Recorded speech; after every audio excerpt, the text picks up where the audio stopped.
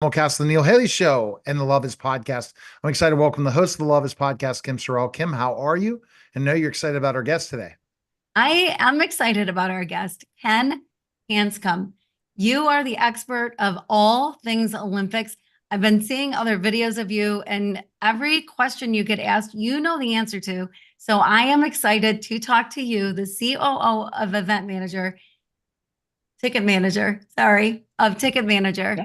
and who's off to the Olympics in an hour from now as we record. So Ken, thank you for coming. Welcome to the show. Hey, thank you for having me. I'm excited to be here. Yeah, well, I'll tell you, I would love to go to Paris and love to go to the Olympics, but I'm a little intimidated by the whole thing. Is there a way to get over that intimidation? Yeah, I think so. I think, one of the ways that why I help with people is that we actually have a Facebook group called, for each Olympics we do it. It's basically called Planning and Preparation. And what we do is we basically coach people in terms of the process of going through Olympics, because it can be intimidating. Which events do you do? How do you figure out hotels and flights and all of that sort of thing? And we have about 50,000 people in that group that are planning to go to Paris. So it's super exciting. Wow. And so basically, have you done this before for other Olympics to prepare people? Yeah. Yeah, as we started doing this back in Rio, it was the first time we did that because that one was pretty complicated because of how Rio was, and there's a lot of fears with Zika at the time. We did it for Pyeongchang. We started it for Tokyo when we were about ready to go 2 to 3 months before the Olympics, and we know what happened with the pandemic, and not a lot of fans were able to go.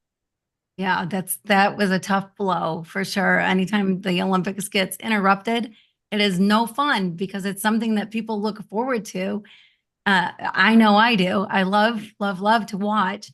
What are some of the events this year that are just the hot tickets? I know gymnastics is Yes. always, a big one, but what athletes or what else is going on this year people should know about? Yeah, I think there's a few things. First, the opening ceremony is going to be unique, a time thing that we've never seen, which is it's not going to be in a stadium. It's going to be out along the River Seine. So we're going to have 250,000 people lining the river. All the athletes are going to come floating across on boats. There's going to be over 100 of them. And I think, one of the things I'm really looking forward to as part of that is usually when you're in the stadium, you get some of the fireworks, but you don't get all of them, right? Like you see these videos on like NBC and you see the fireworks off the top of the stadium. We're all going to be outside watching, and we'll be able to see those fireworks at the same time with the celebration. So I think that's one of them. Swimming is always a hot ticket, especially with Caleb Dressel and Katie Ledecky. Katie Ledecky could end up being one of our top female decorated athletes in swimming and ever after this Olympics. So that's pretty exciting. Of course, gymnastics, Simone Biles and that entire team. And then Team USA basketball. There's a lot of hype and a lot of excitement about the Team USA basketball team. And that's been a very popular and hard to get ticket.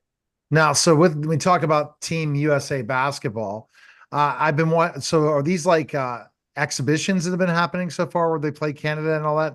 We not started any games yet, right? That's right. The games won't start until after the 26th of July. But these have been tune-ups. I think probably the biggest tune-up they had was against Serbia, which was a couple of days ago or yesterday, and we did pretty darn well. I think Serbia is probably picked to be second or potentially a contender with us for the gold medal. Wow. Yeah, wow, and they're so fun to watch. The basketball games are so fun to watch. See the guys out on there and the women. It's just everything about the Olympics. There's something special about it, right? Like there's March Madness and there's the Super Bowl and there's the World Series, but the Olympics kind of tops it all. Why do you think that is? I think there's a few reasons. I think the first is we're cheering together as one country for all of our athletes, and it doesn't matter what their background is or where they're from, but they've earned a place through hard work to get there and compete on behalf of the United States, right? That's amazing. That's something for all of us to cheer for. I think it's also a little bit chaotic. There's over 500 events that happen over 2.5 weeks. There is no other complex event like this in the world. I mean, there's going to be 20, 30 events happening at the same time that first of a week of the Olympics. And, whether or not we're trying to watch on TV and keep up with it, I can tell you it's almost impossible to keep up with it when you're on the ground in Paris.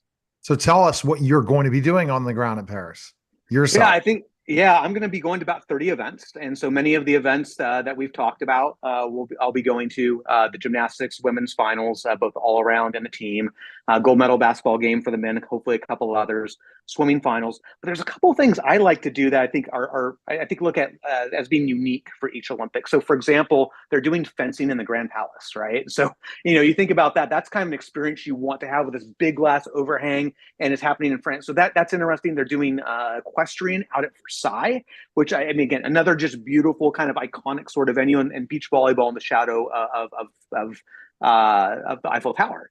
And then there's a lot of other things you can do outside of this. One of the things that is really, I think, unique about the Olympic experience is that there's 40 what we call hospitality houses. You can call them party houses. And what those are is, a bunch of different countries set up these houses where they invite fans to come in. And it can be fans from their country or other countries, and they serve, their own food. There's local. They have art and music and those sorts of expositions, to basically orient you with culture.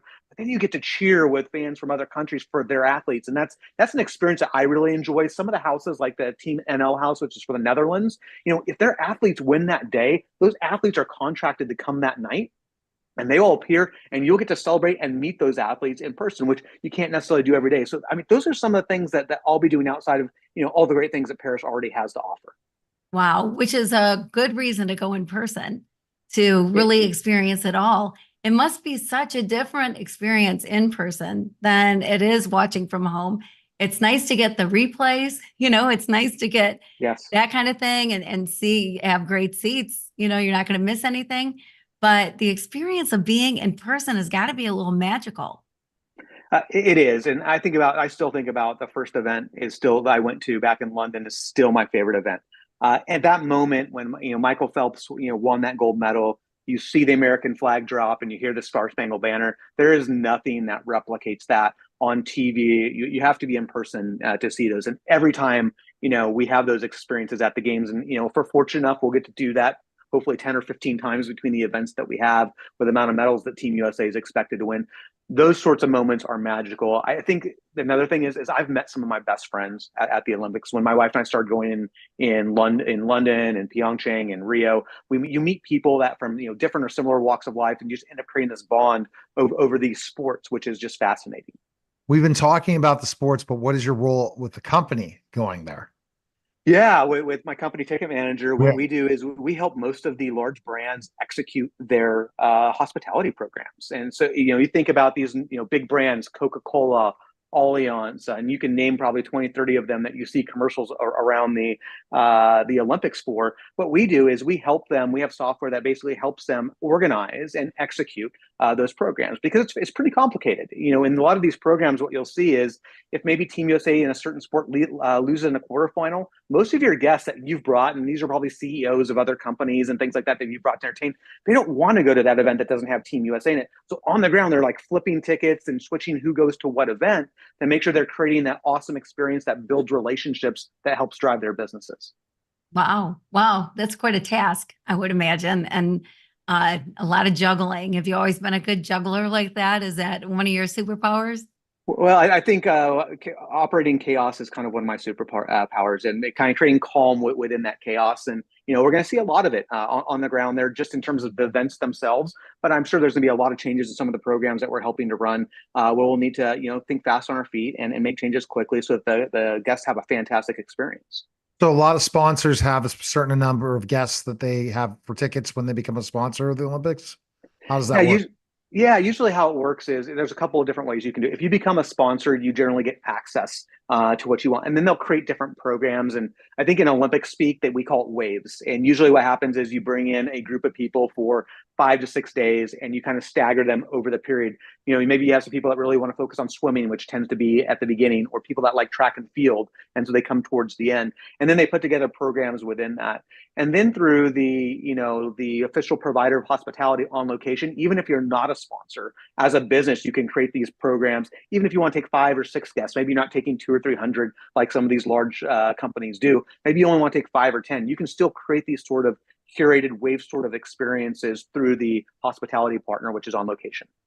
Wow. Yeah. What an experience for everybody who goes.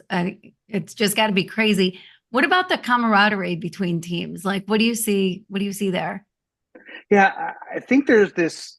Olympics are unique in that I think at the end of the day, it doesn't necessarily matter who you're cheering for or against. There are these moments where athletes have these very special that we don't expect to perform, right? We don't know about them. We don't know their names for the Olympics. Sometimes they're from the USA and sometimes they're from different countries. And I think that is also a bonding experience when you are sitting with other people that have the same love for sport. Maybe you don't all speak the same language, but you're there cheering together. That is another one of those magical experiences that you talked about in terms of making those connections beyond borders, beyond countries, beyond what may support on a day-to-day basis.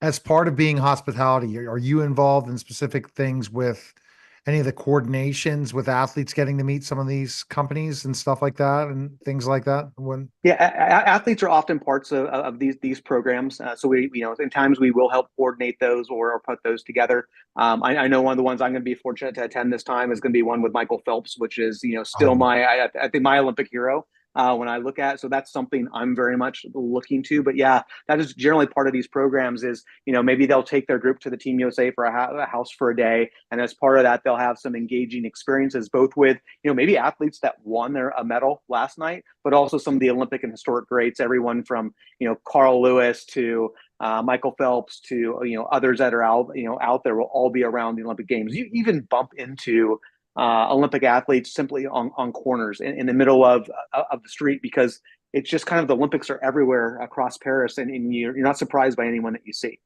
Yeah, that's so cool. That's so cool. Are there any sports? I've always been curious because there's so many sports, right? And some of them are so watched and tons of fans, and some are a little more unknown. Like you mentioned the fencing, that's so cool. But are there any things that you've seen that you're like, why don't more people go to this? Or this, it's like a hidden gem. Yeah, I think fencing is going to be one of those. Another hidden gem tends to be archery and shooting. In some countries, these sports are incredibly popular. But what ends up happening is that they are smaller venues, so there's less tickets. I think handball is another one that's kind of if you like a high paced action sport, handball is kind of I don't know, maybe a cross between hockey and soccer in a way because of the size of the goals and the nets. But that is a pretty high octane sort of sport that if you haven't experienced it, it's definitely worth going to an event for. is it true breakdancing is a sport this year in the Olympics, or is It it? is for the first and potentially the only time breaking is a sport. And I will tell you that those tickets sold out faster than any other event. The interest for it as potentially both the first and the only time it may be in the Olympics was off the charts. Why only time? Well, so thus far, LA has not included it as part of the LA 2020. So the way it works is that there's a core set of programs that each country or each Olympics gets, and then whatever country or whatever city is located, and then they have a choice that they work with the International Olympic Committee to basically figure out what other sports will come in, and so whether or not LA chooses those sports will end up, determine whether or not breaking continues or not. So wow, what a sport that is, right? Like that would be fun to watch. I understand why the tickets would go, and it's probably not at the most giant venue because it's brand new, but it'll be interesting to see if LA takes it on. So it's what it has been like a real unique experience for you, something unexpected or something funny or something that happened that you'll just never forget. Yeah, I think one of the most interesting things is, sometimes when you get your tickets, you don't know what row and seat you're going to be in. And you show up and, you sit there. What happened with us in Rio is that we sat down for the women's gymnastics finals and for the team finals, and sitting next to us were Simone Biles' family. And so that was an incredible experience to sit next to them, us have the reactions to the performances that were happening, but also see them. And then after the team won, to see the media just come down on top of them and we're like, we got to get out of the way or we're going to get crushed by this. That was probably one of the more unique experiences in terms of both uniqueness, but also a great performance by Team USA. Wow. I just think that it's got to be a great experience. Do you work with other like events, not just the Olympics? Yeah, I mean, our organization, we work with every single sport that's out there because we work with large brands, everyone from Wells Fargo to Anheuser-Busch. As you can imagine, they have tickets, everything from baseball to soccer to World Cup to Rugby World Cup. So at any given point in time, I have multiple events happening in the world that I have customers with tickets to. And it's pretty exciting. It's kind of a 365, 24 by 7 by 365 type job. But it's, it's always high energy and there's always something going on somewhere within the world that one of our customers has tickets to. Wow, that's so cool. So that goes back to your juggling superpower. Exactly. That you Exactly. get And to keeping juggle. track of all of them, right? When you have conversations with your customers, it's the funny thing. It's my job to know what's going on in every single sport because I walk to one customer and they've chosen a certain portfolio of sponsors that they work with or, teams and events and someone chooses something else. So some people like Formula One, some people like tennis, some people like Olympics. And, the great part about my job and juggling all of that is it's my job to know about what's going on in most sports. Are you thinking about LA already because it's so close to you? Yeah, I'm excited about Los Angeles. We know a lot of the team that's there and currently working on. I know they have some really big, exciting plans. I think it's going to continue to. We've had 3 Olympics that were in Asia and tough time zones for people to watch, and so now to get back on track in terms of the U.S. experience with Paris, and then it'll be in Milan Cortina for winter, and I think it'll hit a big crescendo when we see LA in 2028, and they're already hard at work and making most of the preparations for that. Yeah, it's such a big deal for a city to take on the Olympics. I mean, there's construction that happens and the timing that has to happen and the hotels and the other vendors and restaurants and whatever, and the influx of money. I would think it's got to be not an easy thing for a city to prepare for. Are Yeah. cities grateful after they've done it? Does anybody regretted taking it on?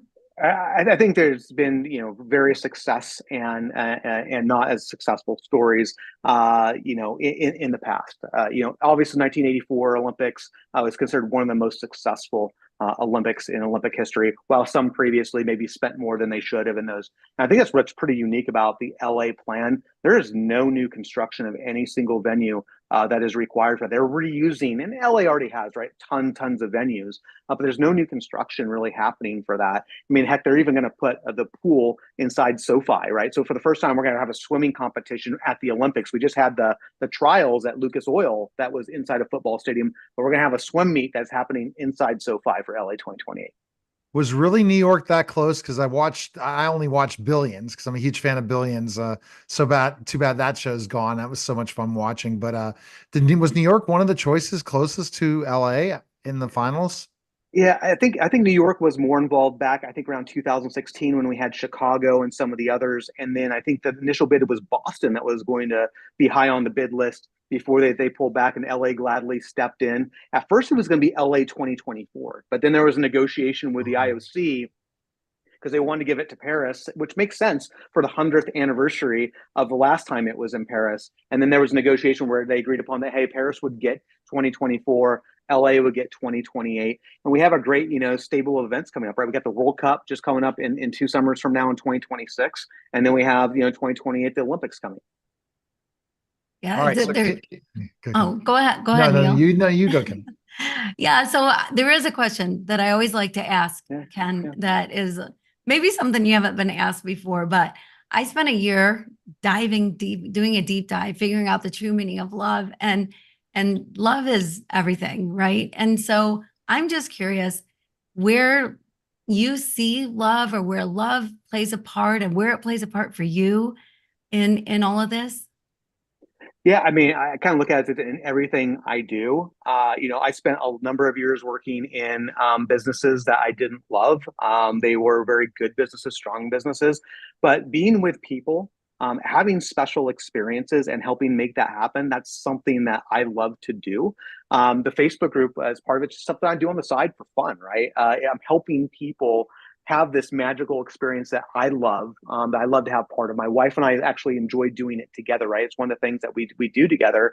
And I would say, how it comes in as I think about the Paralympian athletes too, right? We have so many great Paralympians, many who were veterans of wars who put their lives on the line for Team USA in wars, right? And now we're coming back to compete. So I have a very deep love and passion for everything that's connected with what our U.S. Olympic team does, and also the spirit of the Olympics themselves. All right, Ken, best place we can find info on you. Where can we go? Yeah, you can find me on X at Ken Hanscom. KenHanscom is the easiest way to find me. All right. Thanks again, Ken. Appreciate it. Appreciate it. All right. Thank That's you. a special simulcast of the Neil Haley Show and the Love Is Podcast.